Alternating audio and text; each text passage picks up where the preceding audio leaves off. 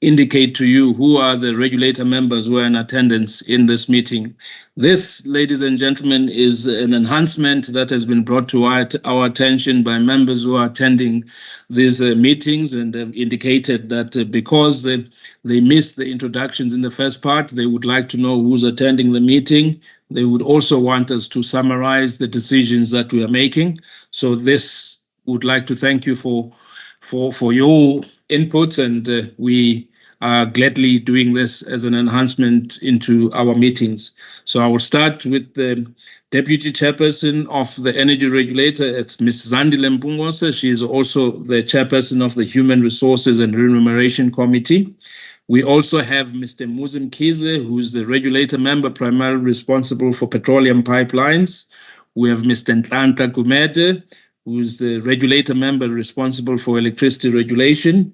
We have Ms. Nomfundo Maseti, who is the regulator member responsible for piped gas.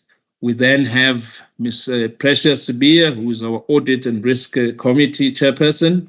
And we have Mr. Fungai Sibanda, who is our IT Governance Committee Chairperson, and Ms. Tembeka Simane, who is our Finance Chairperson. We have an apology that we've received from our CEO, Advocate Sithole, who is not in this meeting. So those are the members of the regulator that are present in this meeting who take these collective decisions. On that note, I will then take the members to the next part of the agenda, which is the proposed agenda. May you please indicate by raising your hands, colleagues, if you are approving the agenda that's proposed for the open meeting. I've got Ms. Maseti, Mr. Gumede, Ms. Sibia, Mr. Mkize, Ms. Mpungose, Mr. Sibanda, and Ms. Simane. I'm missing your hand. Apologies, Chair, my system just froze. Let me just see. Okay, Yeah, but you are approved, yes. So we've got the 7 members who are in attendance who have approved this, and I'm also in support of adopting this agenda. We are now going to go to the next item. The next item is the declaration of interest. Members of the regulator, if you have any verbal interest to declare verbally, please do so now. Otherwise, please complete the forms that have been submitted and share them with our company secretary, Ms. Faye Ngube. Anyone with an interest to declare verbally? None? We are then going to move on to the next item, and I do urge you, colleagues, to complete the declaration of interest forms. The next item is item number 5. This is going to be a report from the chairperson of the electricity subcommittee, as initially introduced, Mr. Nhlanhla Gumede, who is the regulator member primarily responsible for electricity regulation at NERSA. Mr. Gumede, please take us through 5.1. Thank you, Chairperson. Good morning to you and good morning to members, colleagues, and the members of public who may be following us. Chairperson, I've got two reports. The first one is for approval. The other one is for 3 reports. The other one is it's for noting, and then the third report will just be minutes. In the first report, Chairperson, the electricity subcommittee is here to request the energy regulator to approve the national free basic electricity rate, which is a rate that is used for to compensate Eskom for the activities that they would for the provision of free basic electricity for the municipalities in which Eskom distributes electricity. This submission served before the ELS on the 7th of May, and the ELS considered the submission on the approval of the rate. And I just want to make a correction in terms of paragraph 4.5, is that it's according to section 15.2, not 16.2, that a licensee may not charge a customer any tariff other than that is determined or approved by the regulator. So just that correction, Chair. The formula in terms of how the NFBE is calculated is presented on paragraph 4.5, subparagraph A. I won't go into the details, Chairperson. It's something that will be published. So if anybody is interested in getting the actual detail of the formula, but the formula is a fairly simple one. It just basically recovers energy, the energy cost, as well as the vending commission, plus payback, and then all of it is then divided by the forecast free basic electricity volumes that are forecasted for all of the Munichs. As indicated, the ELS deliberated on the submission, and they raised one issue, which is indicated in Table 1. Chairperson, the recommendation is on paragraph 6, and it reads that the ELS recommends that the energy regulator approve the NFBE rate of 194.40 cents per kilowatt hour for the 24-25 municipal financial year, effective from the 1st of July 2024. The details are provided in Annexure A. Thanks, Chair. Thank you, Mr. Gumede. Members, here's a submission in front of us, and Mr. Gumede has read into the record what is being recommended. May I see by members raising their hands if there are any questions, comments, enhancements?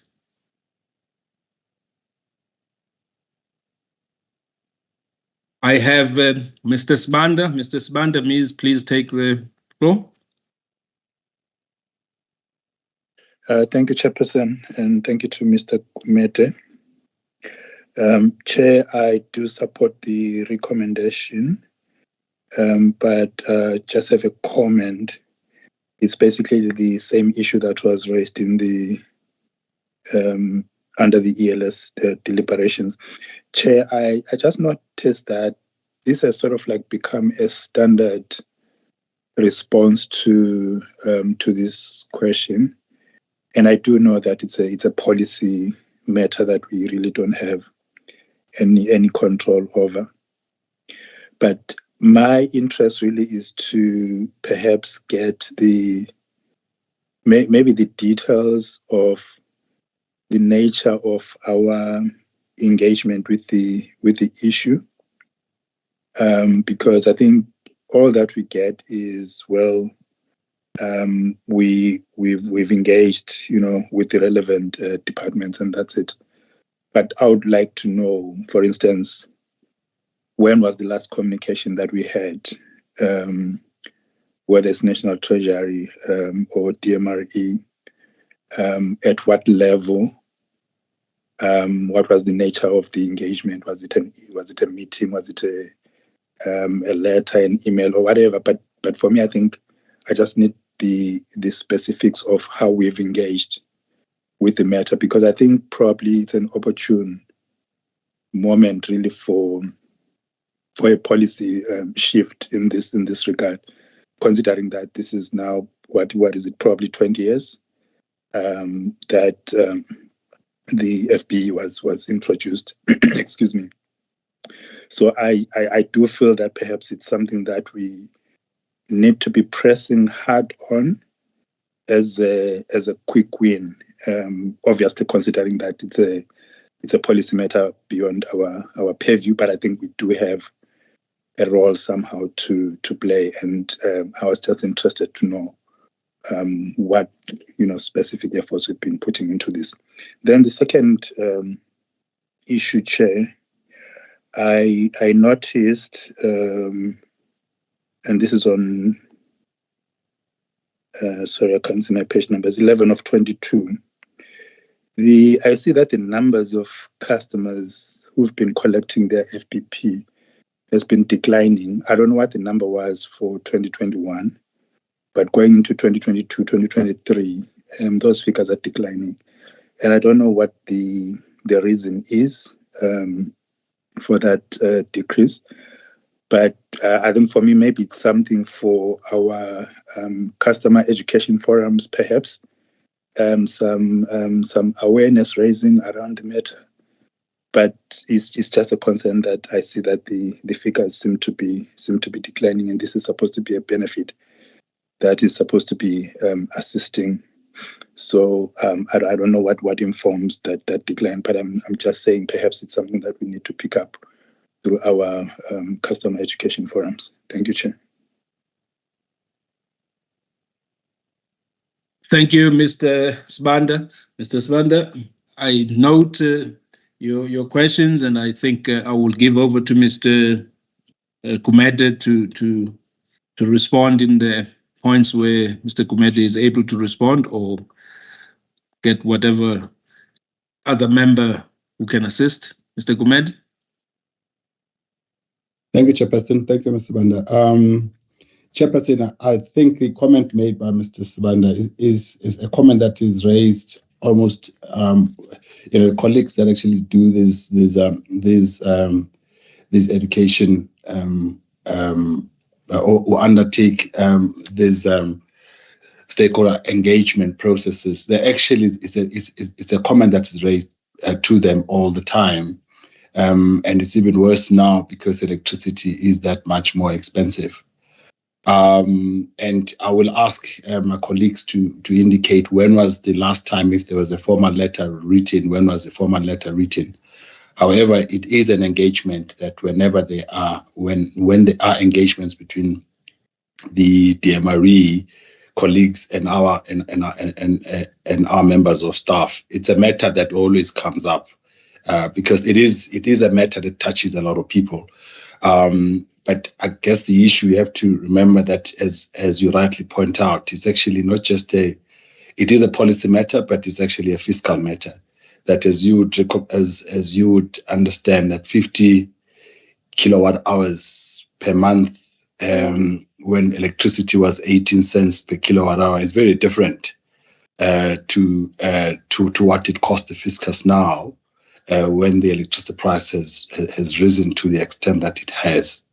So it's a question of how much the fiscus can also afford. Therefore, it's something that really needs, it's not just about the DMRE, but we should be talking to the Treasury as well during the actual budgeting process. So but I will ask my colleagues. I'll ask Mr. Shozi when I'm done commenting, maybe responding, that he can maybe add or ask any of the colleagues that work directly with this with this issue to comment. But the one thing that I do want I'll also request the colleagues to actually comment to is the number of customers in that table. As you saw, the number of customers that are declining, and also maybe they can then better explain in terms of how this thing actually works, because with some municipalities, they tend to give the first 50 to almost everybody, the first 50 kilowatt hours for free, because it's fairly difficult for them to find out who are the indigent, because the policy itself is intended for the indigent, but it's very difficult to truly identify who the indigent truly are. And it's even worse in townships where, for instance, that 50 kilowatt hours tends to go to a household. And in most of the places, for instance, in places like Soweto, you would have sub-dwellings in that particular household. So the 50 kilowatt hours actually goes to a particular house, but may not necessarily reach any of the other, may not reach the sub-dwellings that may be in that particular property. But your question is noted, but I think they are in a better position to give you the details. Mr. Shozi, and maybe Mr. Sichotlo, if you can assist, please. Thank you, Mr. Gumede. May I please indicate who is going to be speaking for the benefit of the members of the public who are following these proceedings? Thank you, Chairperson. I'll be trying to respond to some answers. My name is Mondli Shozi, the Acting Executive Manager for Electricity Regulation. Yeah, I think the issues raised by Mr. Sibanda, the first one, says that we've been providing the similar response Yeah, I might agree with him probably. Hence, we are now taking this matter through our program, from our strategic programs advocacy, to have a structured way how we're gonna influence the rate that has been stagnant for over 20 years. So at this stage, we don't have details, but we are paying attention in terms of including it on our plan. We have produced a plan that is going to go for ELS. If the matter is not quite captured in the program that we'll be executing for 2024, 2025, definitely it should be looked at so that we have different results in terms of engaging with the relevant department. That's the first part. On the declining, I would not have the data because we're just highlighting the data as is, and Brian is not at the meeting to provide the analysis behind that declining in terms of the customers receiving the free basic electricity. However, it could be from many factors. Like one, customers maybe are not aware of the benefit, how they should go about in terms of getting themselves in the indigent register. So as we are again enhancing our advocacy program, we would be looking at those factors. How to ensure that deserving customers, they do get this benefit across the municipalities that are allocated these funds. So we are just taking those as improvement going forward, to say we don't just give data, statistics, but we go beyond that in terms of finding what could be the problem behind. Thanks, Chairperson. Thank you, Mr. Shozi.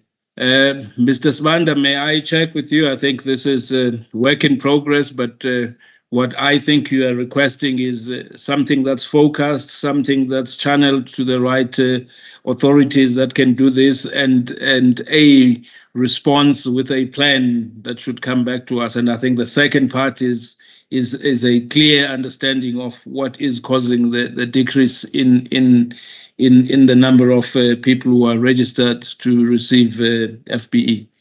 Have I summarized your concerns properly, Mr. Sibanda? Yes, Chairperson, thank you very much. And I'm quite happy with the response. I'm happy that there's a plan to address both issues. Thank you, Chair. Thank you, Mr. Sibanda. Colleagues, if there's no other question, may I then take you again to recommendation, which is on page 3 of 22, as read by Mr. Gumede, that the ELS recommends that the energy regulator approves the NFBE rate of 194.40 cents per kilowatt hour for the 2024-25 municipal financial year, effective from the 1st of July. May you please raise your hands to indicate if you're in approval. I've got Ms. Masetti, Mr. Sibanda, Mr. Gumede, Mr. Mkhize, Ms. Mbungose, Ms. Semane, and Ms. Sibiya. Thank you. I think I also support the decision, so we have all those 7 members approving. We are now going to move on to item number 5.2. Mr. Gumede, you have the floor. Thank you, Chairperson. The next item is here for noting, and the Electricity Subcommittee is here to request the Energy Regulator to note the publication of the 22-23 ESCOM regulatory clearing account application, which was approved by the ELS on the 8th of April 2024. This was approved for public consultation, so we are not here for a decision in terms of the amount that has been sought, but rather just to note the publication, the approval for public consultation by the ELS. Just as by way of background, just direct the members just to remember the decision that was made in 22-23, which amounted to the total revenue of 250.452 billion rand.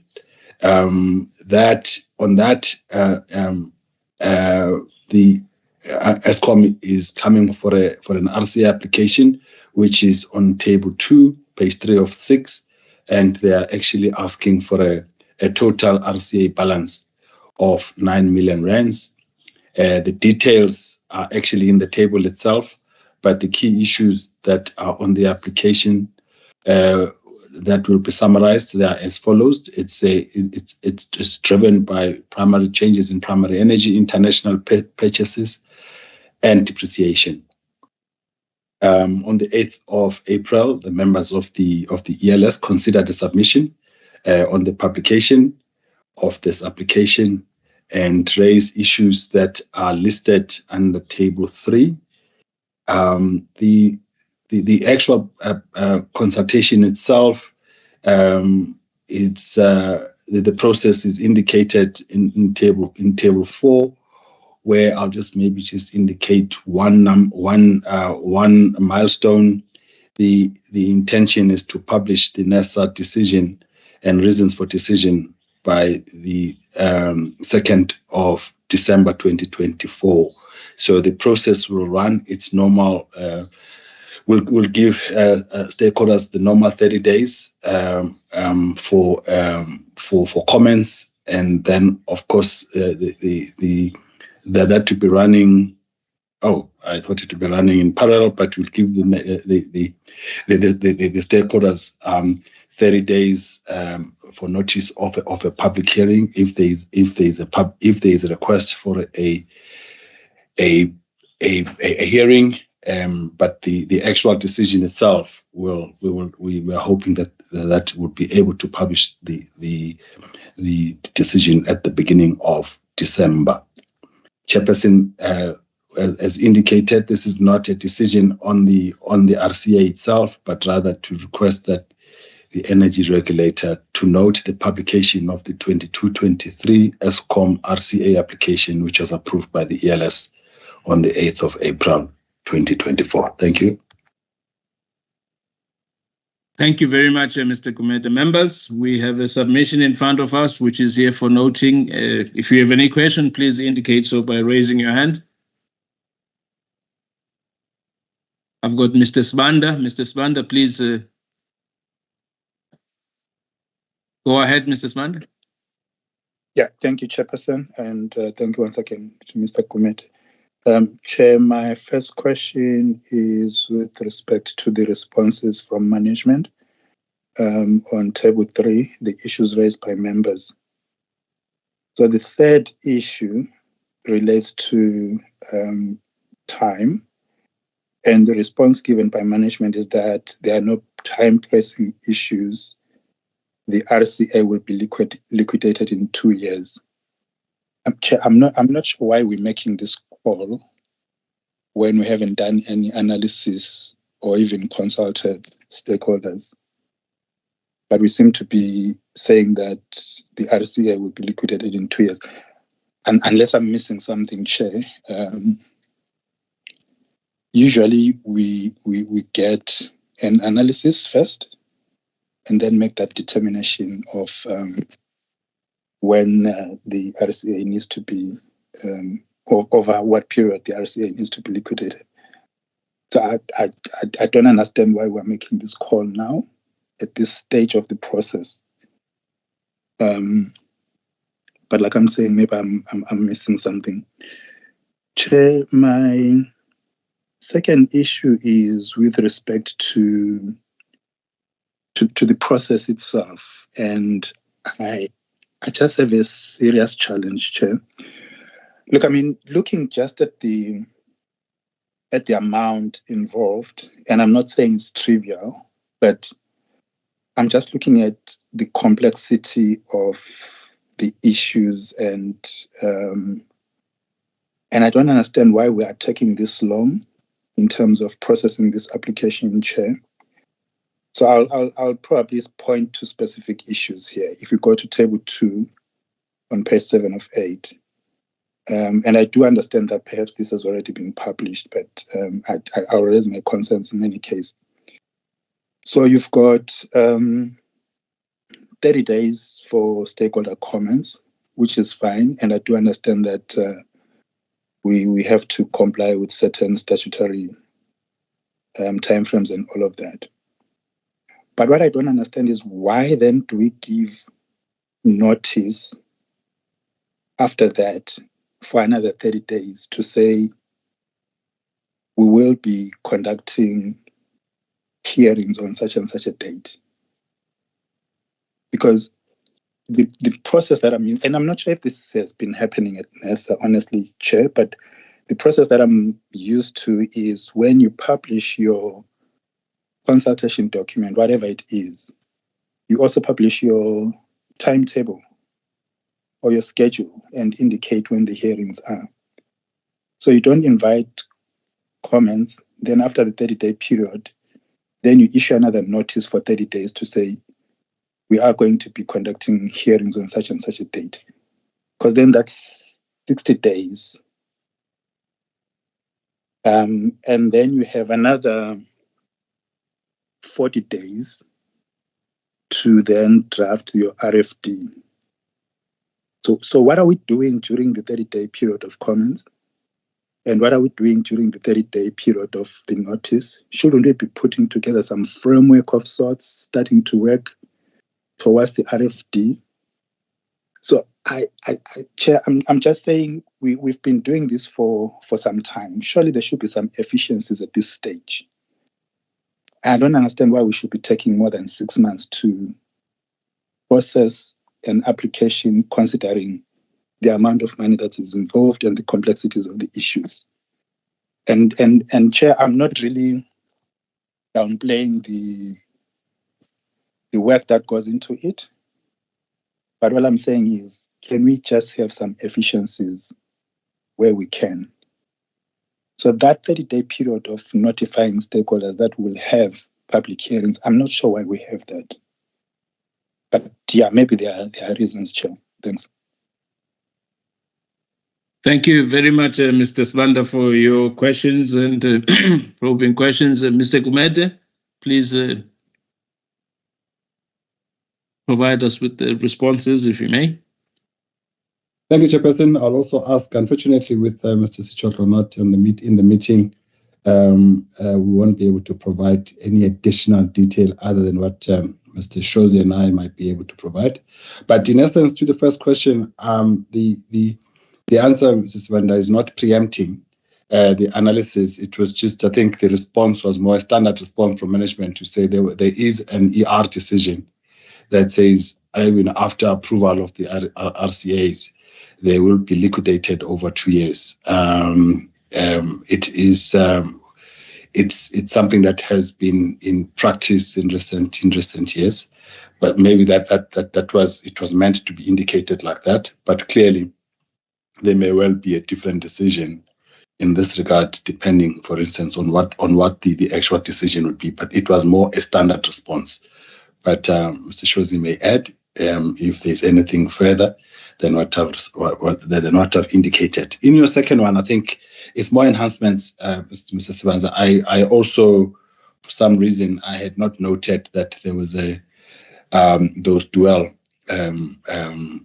periods for comments as well as then for the hearings, because ordinarily when you in terms of our current process is that those two run concurrently. So there was definitely an error there. So we'll fix those errors in terms of the plan, Mr. Sibanda.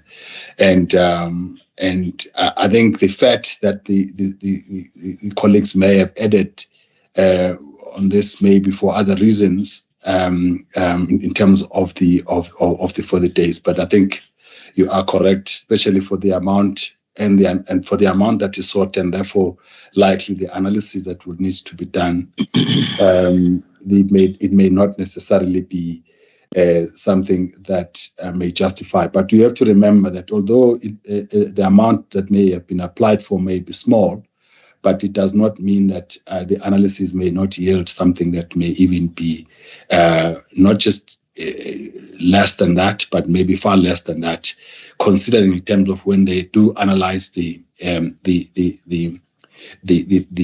actual application, because the application in terms of the analysis is not necessarily driven by the amount applied for, but in terms of how that particular RCA that is sought talk to the decision that was made in 22-23. But I'll ask Mr. Shozi to add perhaps where I may have not responded comprehensively enough. But clearly, Mr. Sibanda, on this one, on the timetable, there are errors there, and those will be corrected. Mr. Shozi, I'm not sure if you want to add anything else. I think I'm covered, Mr. Gumede. We will definitely look at those inputs from Mr. Sibanda and try and extract efficiencies where we can. But as you have said, when you look at the actual decision of the ER, it's on the 10th, it's on the 29th of October. The other activities is to get the decision, the RFD, and the dealing of the confidential information and so on. But the decision have been taken long time ago. But you look at the parallel process and be guided by RSU, because sometimes when you deal with this one hand of the getting the actual public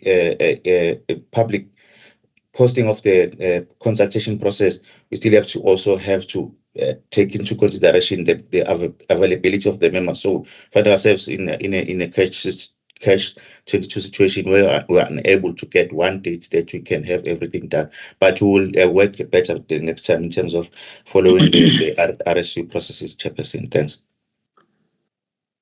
Thank you, Mr. Shozi. Mr. Shozi, I think, may I summarize for the regulator the points that it's making in noting this, because this is what is done by the ELS.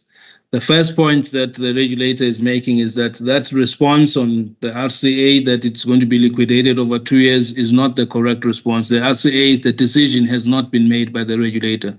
So that response is not correct. It must be removed.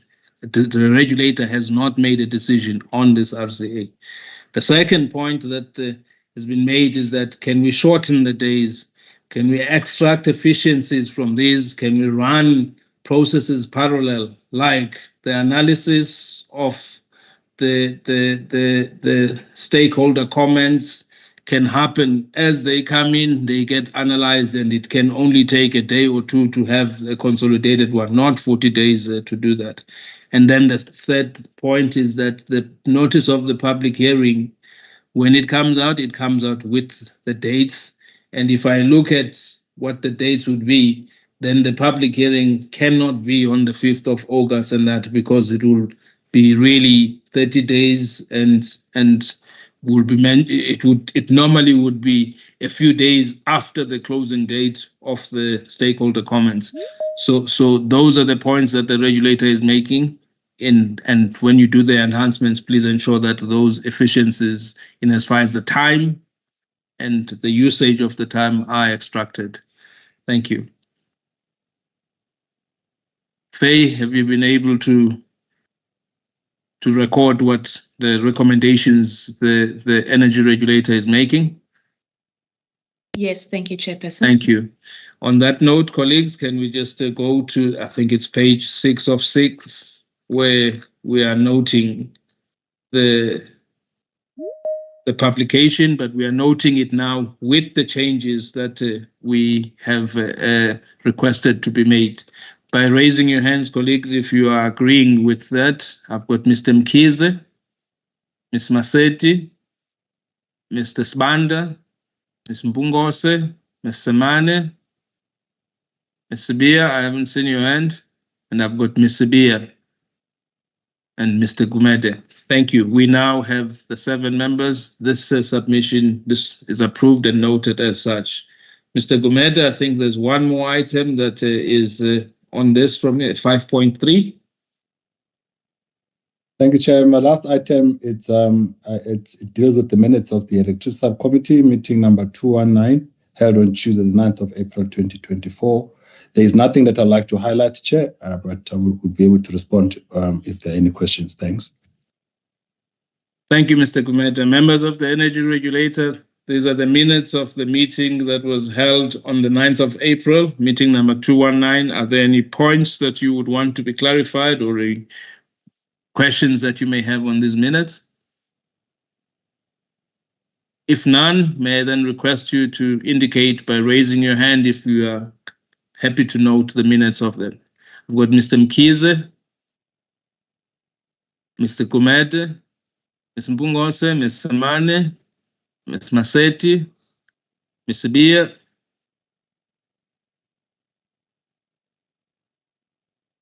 and yeah, I think that's all 7 members. So the minutes are noted. Thank you very much. We are now going to move on to the next item of the agenda, but at this point, this is when we are going to then, sorry, this is the report now. It's item number 6, and I will then request the regulator member responsible for pipe gas, Ms. Nomfundo Maseti, to take us through item number 6.1. Ms. Maseti, you have the floor. Thank you, Chairperson. Chairperson, this is the minutes of the meeting held on 12 March 2024 by the Pipe Gas Subcommittee. Chairperson, I do not have any issues to emphasize on these minutes, but essentially the issues that were discussed in the meeting pertain to the tariffs for the licensees for the transportation of gas. If there's any question that members would like to get clarification on, I can attend to those questions. Thank you, Chair. Thank you, Ms. Maseti. Members, these are the minutes of the Piped Gas Subcommittee, and Ms. Maseti does not have any items to emphasize. If you have any questions, please indicate by raising your hand. In the absence of any questions or comments, I may then request that we indicate by raising our hands if we are happy to note these minutes. Got Ms. Maseti, Ms. Sibia, Mr. Spander, Mr. Kumede, Ms. Mpungose, and Ms. Semane. Thank you. The minutes are noted. Thank you very much. According to our agenda, this is the point where we close the meeting, and I once again would like to thank the members of the public who attended this, and thank you for your inputs. And I would appreciate if you provide us with further comments on how we have run this as an improvement on what you have requested. Faye, you normally require about a minute so that you can sort out your recording. I will give you that minute